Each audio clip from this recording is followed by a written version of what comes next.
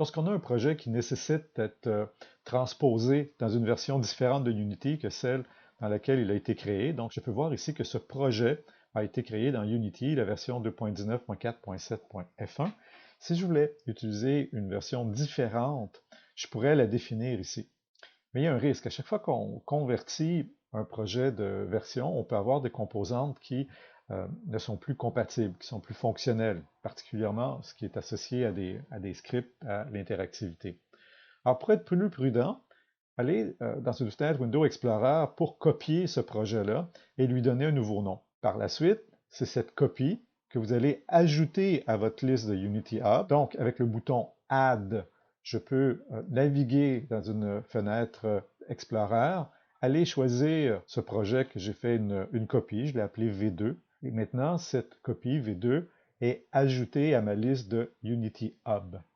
Alors, je peux maintenant appuyer ici pour l'ouvrir dans une version différente. Il va convertir, il va m'avertir qu'il y a un danger, mais si jamais j'ai des choses qui ne fonctionnent plus, je sais que je peux revenir au précédent. Il faut être prudent avec les projets Unity parce que lorsqu'on travaille dans notre projet, il y a souvent des choses qui sont changées sans même par la suite qu'on ait à sauvegarder la scène ou sauvegarder le projet.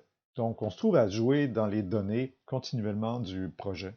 Alors, pour faire des backups, copiez votre projet pour en faire un nouveau projet. Vous pouvez par la suite le renommer, parce que vous devrez avoir plusieurs backups. Moi, je les renomme. L'abréviation backup. Naturellement, en français, on appelle ça des copies de sécurité.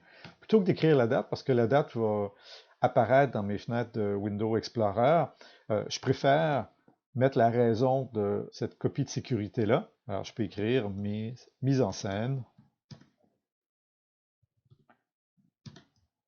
Et je vais entrer dans mon projet avant de le compresser pour supprimer le répertoire librairie.